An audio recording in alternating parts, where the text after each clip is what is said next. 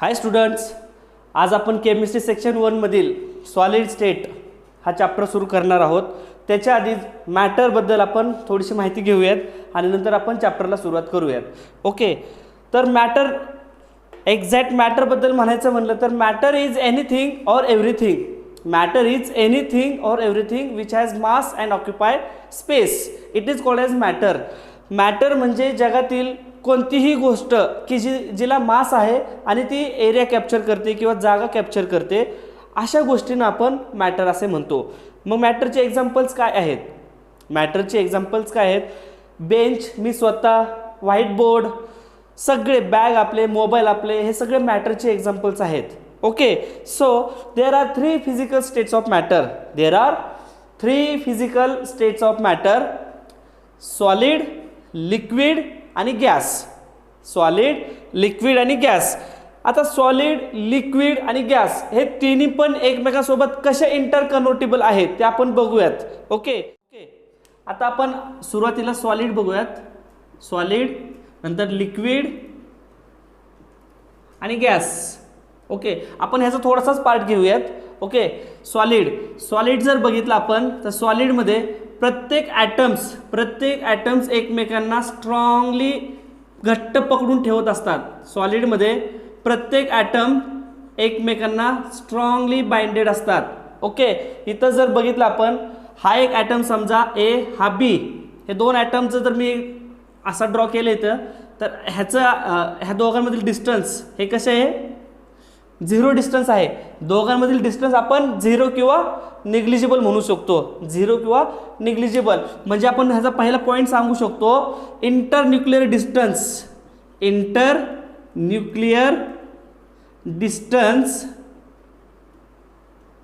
Between two atoms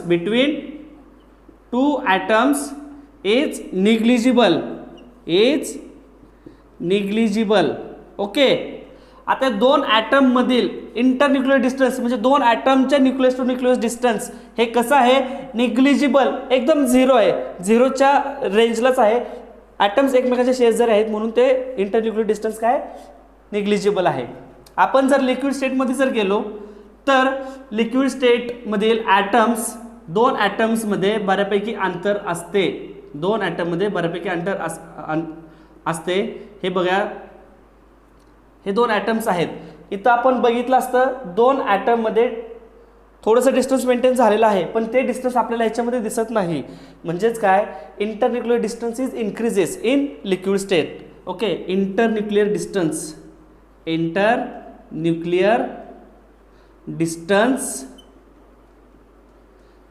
is increases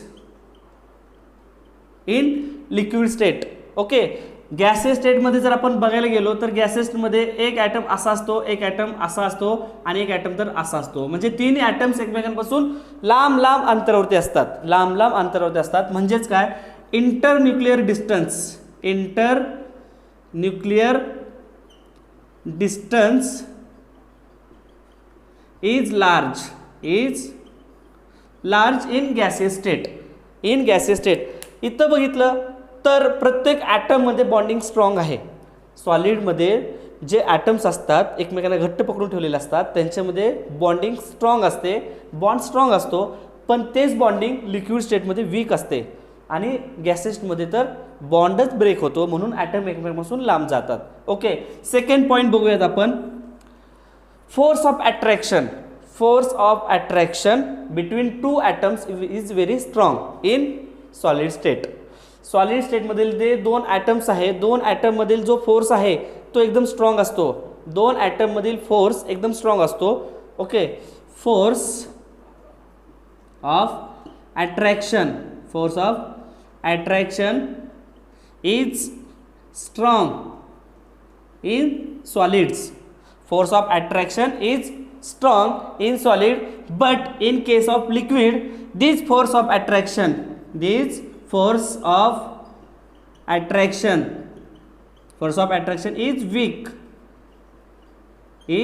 weak. आता weak का? कारण प्रत्येक ॲटम्स एकमेकांपासून लांब गेलेले आहेत, म्हणजे बॉन्डिंग वीक झालेली आहे त्यांची. आणि आपण गॅसियस स्टेटमध्ये जर बघितलं असतं की गॅसियस स्टेटमध्ये जो फोर्स ऑफ अट्रॅक्शन आहे तो टू वीक आहे. कसा आहे तो force of attraction too weak म्हणजे जास्तच वीक आहे, ह्या दोघांपेक्षा जास्त वीक आहे. ओके, हे झाले आपले सॉलिड, लिक्विड आणि गॅसबद्दल आपण जाणून घेतलं आपण. ओके, आणखी एक सांगायचं म्हणलं तर सॉलिड स्टेटचे सगळे ॲटम्स, सॉलिड स्टेटमधील किंवा सॉलिड्समधील सगळे जे ॲटम्स आहेत ते ॲट रूम टेम्परेचर ते काय करत असतात, व्हायब्रेट होत असतात. ते काय करत असतात, व्हायब्रेट होत असतात. प्रत्येक ॲटमने घट्ट पकडून ठेवलेलं असतं. त्याच्यामुळं ॲटम्समध्ये कायनेटिक एनर्जी कमी असते आणि त्याच्यामुळे ॲटम्स आपली जागा चेंज करू शकत नाहीत.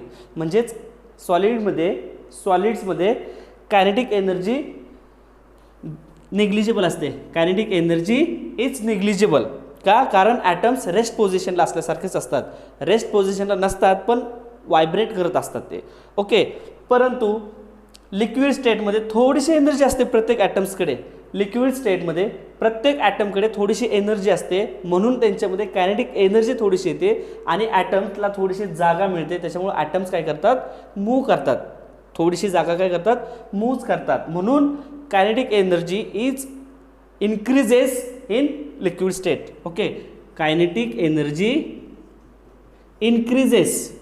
ओके, आता आपण गॅसियस स्टेटमध्ये जर बघितलं, आपण गॅसियस स्टेट, ओके, याच्यामध्ये कायनेटिक एनर्जी हे जास्तच वाढते. याच्यामध्ये कायनेटिक एनर्जी जास्तच वाढते. का? कारण आपण इथं एनर्जी जास्त सप्लाय करतोय. ओके, सॉलिड्समध्ये कायनेटिक एनर्जी कमी असते, लिक्विड्समध्ये कायनेटिक एनर्जी थोडीशी वाढते आणि गॅसियस स्टेटमध्ये कायनेटिक एनर्जी जास्तच वाढते. आता आपण सॉलिड स्टेटला सुरुवात करत आहोत. पण सुरुवात करायच्या आधी सॉलिड्स म्हणजेच काय, सॉलिडच्या प्रॉपर्टीज काय असतात ते आपण सुरुवातीला बघूयात आपण. Okay, so the definition of solid, the solid is that states of matter, solid is that states of matter in which the constituent particles are bonded with strong force of attraction.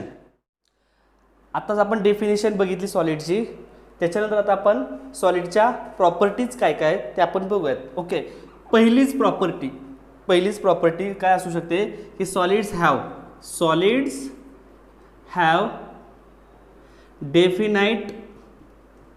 definite shape, size and volume. Definite shape, size and volume etc. Okay, ह्याला underline करा.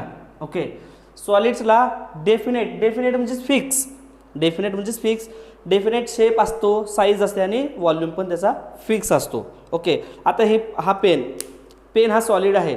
मी जर pen बॉटलमध्ये ठेवला, बॉटलचा जो shape आहे तो shape हा pen घेणार नाही किंवा त्याच्यासारखा शेप हा पेन गेन करणार नाही. ओके, म्हणजेच हा फिक्स शेप आहे. ओके, म्हणून solids have definite shape, size and volume. त्याच्यानंतर solids are less compressible.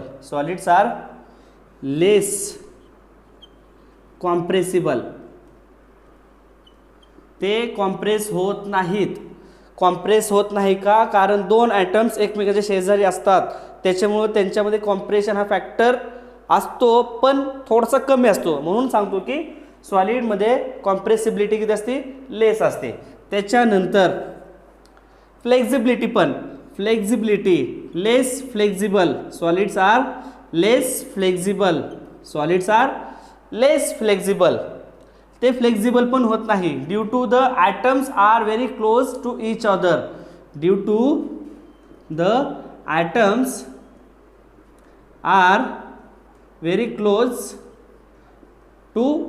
Other.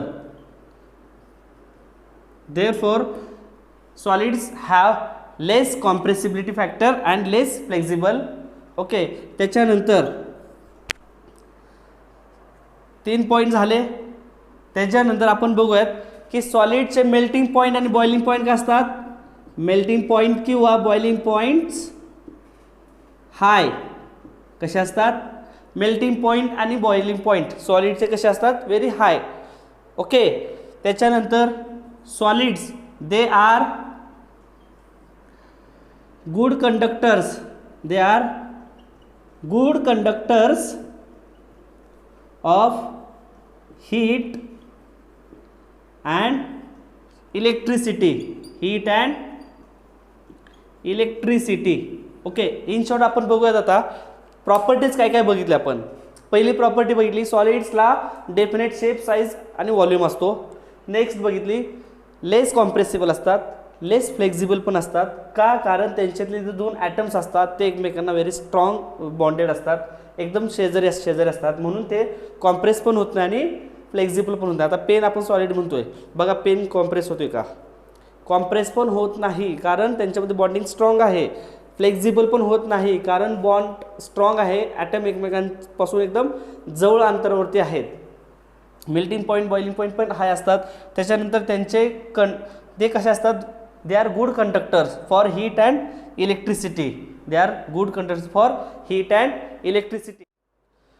विद्यार्थी मित्रांनो, आतापर्यंत आपण सॉलिड्सबद्दल बघितलं, मॅटरबद्दल बघितलं, सॉलिड्स काय असतात, लिक्विड्स काय असतात आणि गॅस काय असतात, सॉलिडच्या प्रॉपर्टीज पाहिल्यात. आता आपण सॉलिडचे टाइप्स बघूयात. Okay, so there are two main types of solids. There are two main types of solids. Types of solids, types of solids. आता कोणते कोणते सॉलिड्स आहेत किंवा सॉलिडचे टाईप कोणते कोणते आहेत? तर पहिला म्हणजे क्रिस्टलाइन सॉलिड आणि दुसरा म्हणजे ॲमॉर्फस सॉलिड. पहिला क्रिस्टलाइन आणि दुसरा ॲमॉर्फस सॉलिड. आता सॉलिडचं हे क्लासिफिकेशन कोणत्या बेसिसवर केलं आहे की त्याचे दोन टाईप्स, क्रिस्टलाइनचाही केला आणि ॲमॉर्फसचा केला आहे. तर सॉलिडचे हे दोन टाईप जे केलेले आहेत हे त्याच्या इंटरनल स्ट्रक्चरवरती किंवा इंटरनल स्ट्रक्चरचा स्टडी करून त्याचे दोन टाईप केलेले आहेत. Okay, so the solids are classified on the basis of their internal structure. Okay, त्याच्या इंटरनल स्ट्रक्चर म्हणजे त्याचे कन्स्टिट्यूएंट पार्टिकल्स कसे अरेंज झालेले आहेत, त्यांचे अरेंजमेंट कसे आहे, त्याच्यावर सॉलिडचं क्लासिफिकेशन ठरलेलं आहे. चल आता आपण क्रिस्टलाइन सॉलिड आणि ॲमॉर्फस सॉलिड या दोघांचा आपण एकत्रित आता स्टडी करूयात. ओके, क्रिस्टलाइन सॉलिड आणि amorphous solids. Okay, crystalline solid, crystalline solid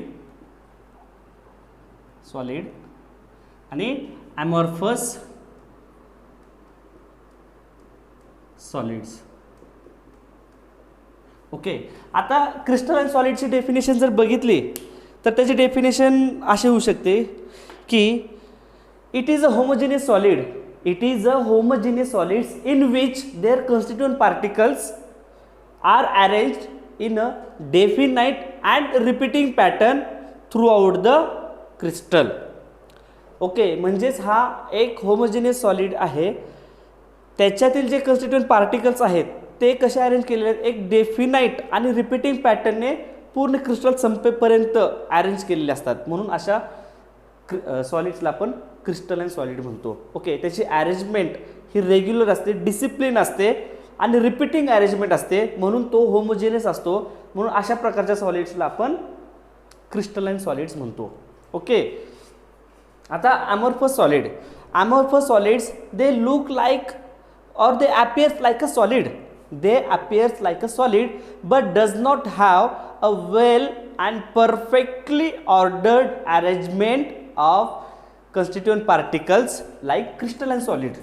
म्हणजेच काय, हे दिसताना आपल्याला सॉलिड सारखे दिसतात, परंतु त्याच्या आतील कन्स्टिट्यूएंट पार्टिकलचे जे अरेंजमेंट आहे ते ह्याच्या आतील जे अरेंजमेंट आहे ॲटमची तशी ह्याच्यातली ॲटमची अरेंजमेंट नसते, म्हणून त्याला आपण म्हणतो ॲमॉर्फस सॉलिड. ओके, मी परत एकदा डेफिनेशन सांगतोय. ॲमॉर्फस सॉलिड आणि क्रिस्टलाइन सॉलिडपैकी क्रिस्टलाइनची परत एकदा डेफिनेशन सांगतोय. Crystalline solid is a homogeneous solids in which their constituent particles are arranged in a definite and repeating pattern throughout the crystal. It is called as crystalline solids. Okay, amorphous solids. Amorphous solids, they are appears like a solid but does not a well perfectly ordered arrangement of constituent particles like crystalline solids. So it is called as amorphous solids. Okay, एक्झामला विचारू शकतात amorphous solid म्हणजे काय, crystalline solid म्हणजेच काय. त्यांचे examples काय आहेत. ओके, आता आपण बघूयात की काय नक्की ॲमॉर्फस सॉलिड म्हणजे काय, क्रिस्टलाइन सॉलिड म्हणजेच काय.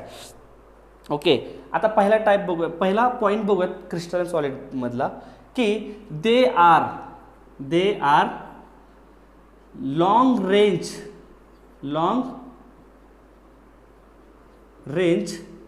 ordered arrangement.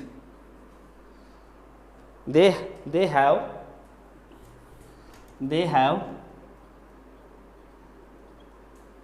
long range ordered arrangements. Long range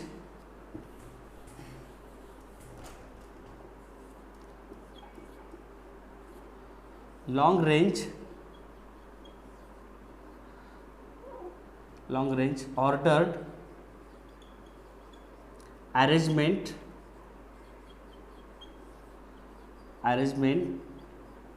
of constituent particles. बघा आता काय ह्याचा अर्थ होतो, long range ordered arrangement of constituent particles म्हणजेच काय की ॲटम जिथून चालू होतो जिथं एंड होतो तिथपर्यंत ॲटमची जी अरेंजमेंट असते ती कशी असते, कंटिन्यू असते. ते म्हणजे त्याच्यामध्ये कोणताही डिस्टर्बन्स येत नाही किंवा कोणताही ब्रेक येत नाही, किंवा ब्रेक येत नाही. एक्झाम्पल्स बघूयात, डायग्रामॅटिकली बघूयात आपण. समजा हा ॲटम आहे, ॲटम इथून चालू होतोय आणि इथं संपतोय, म्हणजे त्याचे ॲटम्स असे असतात. हे अरेंजमेंट जे आहे हे अशा प्रकारचे अरेंजमेंट असते त्याच्यामध्ये, म्हणून त्याला आपण म्हणतो long range ordered arrangement. Okay, हा समजा ए असेल तर हा बी, हा ए बी ए आणि बी, म्हणजे ही जी अरेंजमेंट आहे, हा जो सिक्वेन्स आहे तो जोपर्यंत ॲटम संपत नाही तोपर्यंत तो तसा सिक्वेन्स चालतो, म्हणून त्याला म्हणतो आपण long range ordered arrangement. Okay, त्याच्यानंतर ॲमॉर्फस सॉलिड्समध्ये त्यांची अरेंजमेंट कशी असते, short range ordered arrangement. Short range ordered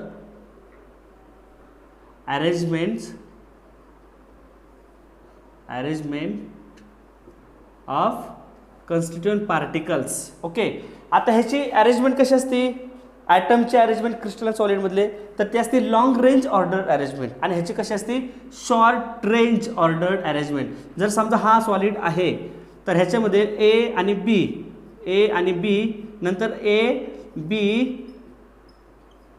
आणि बी. ओके, नंतर परत अशी अरेंजमेंट चालू होते, हे अशी अरेंजमेंट चालू होते परत. ओके, ए बी ए, त्याच्यानंतर बी आणि ए. ओके, इथं आपण बघितलं असेल तर ए आणि बी दिसतोय, अरेंजमेंट इथं परत ब्रेक झाली, इथं परत ए बी आणि इथं परत ए बी, म्हणजे शॉर्ट रेंज ऑर्डर्ड अरेंजमेंट आहे. कशी अरेंजमेंट आहे, short range order arrangement. Second point बघायला गेलो आपण तर काय आहे, regular and discipline. Regular or ordered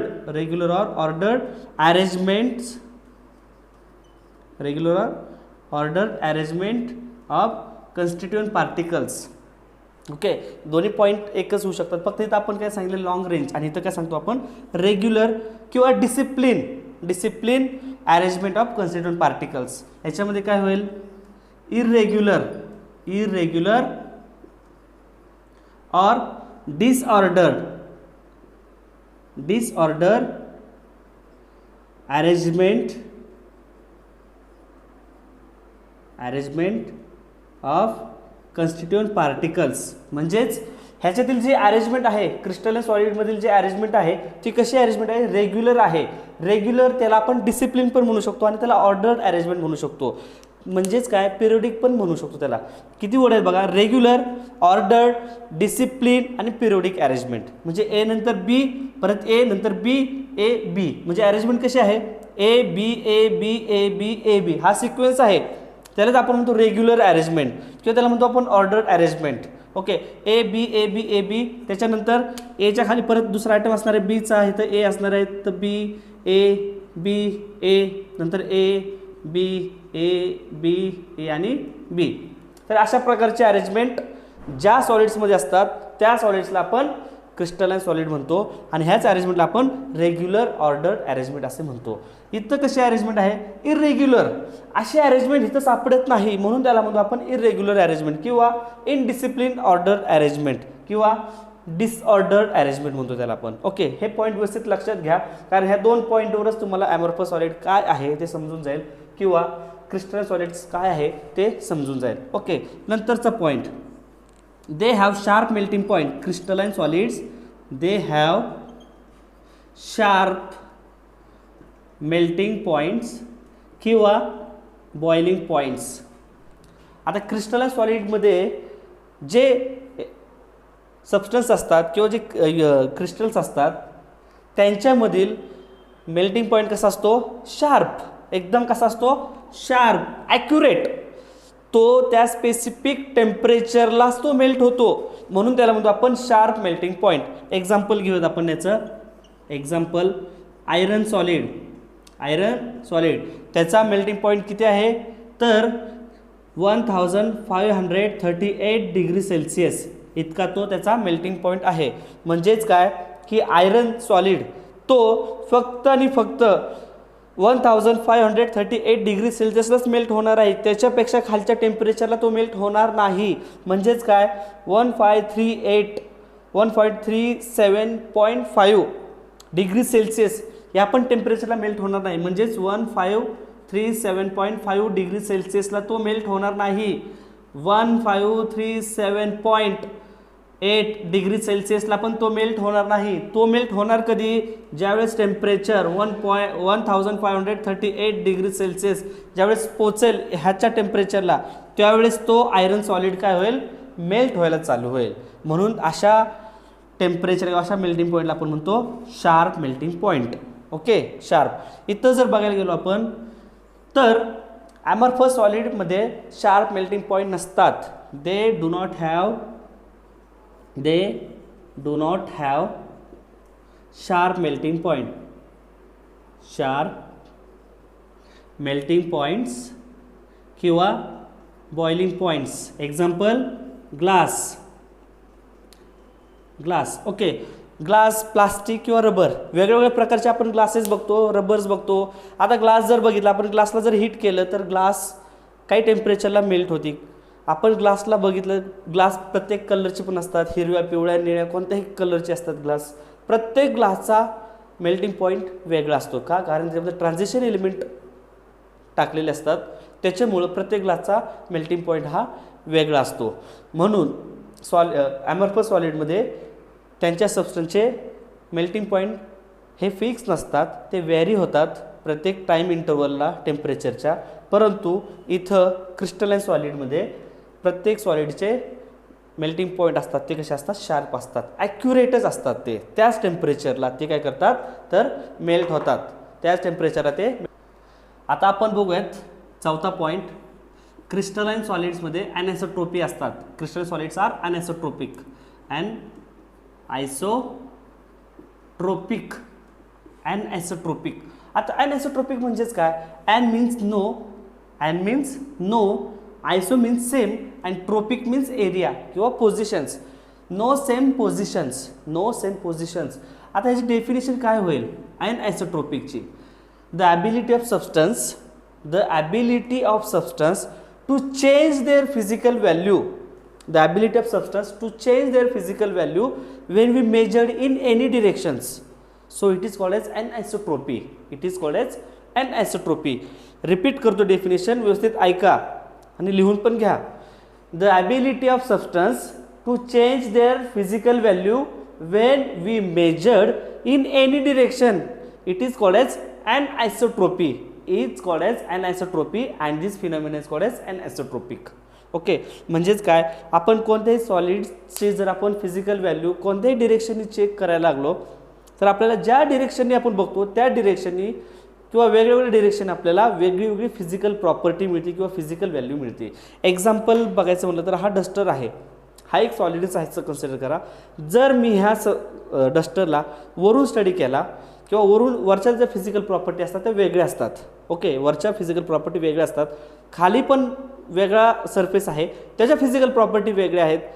इथं टॉप पोझिशनला फिजिकल प्रॉपर्टी वेगळे आहेत, बॉटम पोझिशनला फिजिकल प्रॉपर्टी वेगळे आहेत, ह्या फ्रंट साईडला फिजिकल प्रॉपर्टी वेगळे आहेत, बॅक साईडला फिजिकल प्रॉपर्टी वेगळे आहेत. म्हणजेच काय, इथली फिजिकल प्रॉपर्टी, इथली फिजिकल प्रॉपर्टी, हिथली कोणतीच फिजिकल प्रॉपर्टी मॅच होत नाही. प्रत्येक वेळेस फिजिकल व्हॅल्यू काय मिळते, वेगळी मिळते. ज्यावेळेस अशी कंडिशन येते त्यावेळेस त्याला आपण म्हणतो ॲनआयसोट्रॉपी.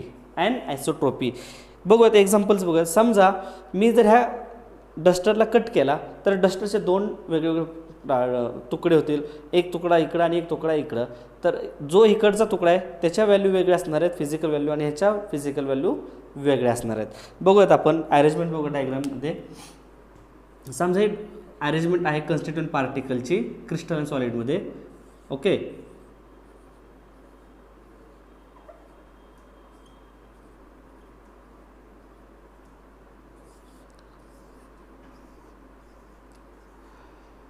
ही डायग्राम तुम्हाला इथे पण दिसत असेल वरती.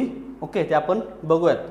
आता समजा हा लहान ॲटम, हा लहान स्पियर आपण समजा ए ॲटम आहे आणि मोठा जो आहे तो आपण बी समजूयात. ओके, दोन्ही ए आणि बी वेगवेगळे ॲटम्स आहेत. जर समजा मी इथून ॲक्सेस टाकला, एक नंबरचा ॲक्सेस आहे समजा, एक नंबरचा, तर मला काय मिळेल, मला फक्त इथं ए ए ए ए ए टाईपचे ॲटम्स मिळतील. मला एक्स ॲक्सिसला किंवा एक नंबरच्या ॲक्सिसला मला फक्त ए टाईपचे ॲटम्स मिळतील, आणि ह्या ए टाईपच्या ॲटमची फिजिकल प्रॉपर्टी वेगळ्या आहेत. ओके, समजा मी 2 नंबरचा ॲक्सिस टाकला. ओके, 2 नंबरचा ॲक्सिस किंवा 2 नंबरच्या डिरेक्शनने मी गेलो तर मला 2 नंबरला फक्त बी बी बी बी आणि बी हे ॲटम्स मिळतील. ओके, म्हणजे ह्या ॲक्सिसला ए ॲटम्स मिळाले, त्याच्या फिजिकल प्रॉपर्टीज वेगळ्या आहेत. 2 नंबरचा ॲक्सिस टाकला, 2 नंबरच्या डिरेक्शनमध्ये आपल्याला बी ॲटम्स मिळाले सगळ्या ठिकाणी, त्याच्या फिजिकल प्रॉपर्टी ह्याच्यापेक्षा वेगळ्या आहेत. ओके, आता आपण बघूयात तिसरा एक ॲक्सिस टाकूयात. मी जर असा तिसरा ॲक्सिस टाकला समजा, तर इथे काय मिळेल, बी आणि ए 3 नंबरचा.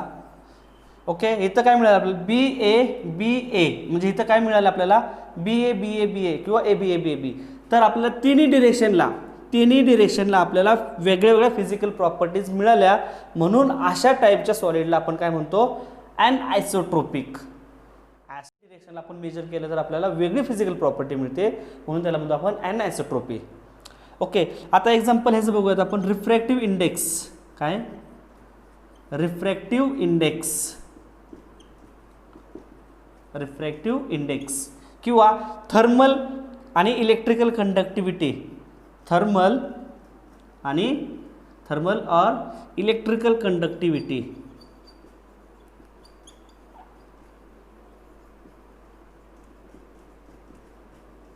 आपल्याला कोणत्याही डिरेक्शननी, हा एक सॉलिडच्या आतील इंटरनल स्ट्रक्चर आहे कन्स्टिट्यूएंट पार्टिकलचं, कोणत्याही डिरेक्शनने आपण जर आपण रिफ्रॅक्टिव्ह इंडेक्स चेक केला तर आपल्याला प्रत्येक डिरेक्शनला रिफ्रॅक्टिव्ह इंडेक्सची व्हॅल्यू आपल्याला वेगळीच मिळते. किंवा थर्मल कंडक्टन्स मेजर केला प्रत्येक डिरेक्शनला, कोणत्याही डिरेक्शनला तुम्ही थर्मल कंडक्टन्स मेजर केला तर तुम्हाला त्याची थर्मल कंडक्टिव्हिटी किंवा इलेक्ट्रिकल कंडक्टिव्हिटीची व्हॅल्यू आपल्याला किंवा तुम्हाला वेगळीच मिळते. म्हणून अशा प्रकारच्या सबस्टन्सेसला ॲनआयसोट्रॉपिक सबस्टन्सेस म्हणतो. ओके, याच्यामध्ये बघायला गेलो तर याच्यामध्ये सबस्टन्सेस कसे असतात, आयसोट्रोपिक असतात. कसे असतात, isotropic in nature. The ability of substance to show the same physical value when measured in any directions. ह्याच्या अपोजिटच आहे. इथं काय केलं होतं आपण, सबस्टन्सचं आपण काय केलं होतं, स्टडी केलं होतं. वेगवेगळ्या डिरेक्शनला वेगवेगळ्या फिजिकल प्रॉपर्टीज मिळाल्या होत्या आपल्याला. म्हणून अशा प्रकारच्या सबस्टन्सेसला आपण म्हणतो ॲनआयसोट्रॉपिक. परंतु आयसोट्रॉपिकमध्ये काय केलं, कोणत्याही डिरेक्शनला आपण फिजिकल प्रॉपर्टी चेक केल्या, कोणत्याही डिरेक्शनला आपल्याला फिजिकल प्रॉपर्टी काय मिळाल्या, सेमच मिळाल्या. म्हणून अशा प्रकारच्या सबस्टन्सेसला आपण काय म्हणतो, आयसोट्रॉपिक सबस्टन्सेस. काय म्हणतो त्यांना आपण, आयसोट्रॉपिक सबस्टन्सेस. ह्याच्यावरती 100% एक्झामला शॉर्ट नोट विचारतात किंवा डेफिनेशन तरी विचारतात. What is mean by anisotropic, explain with the help of example, किंवा डिफाईन ॲनआयसोट्रॉपिक. ओके, किंवा write a short note on anisotropy and explain with the help of example, किंवा define the term isotropic.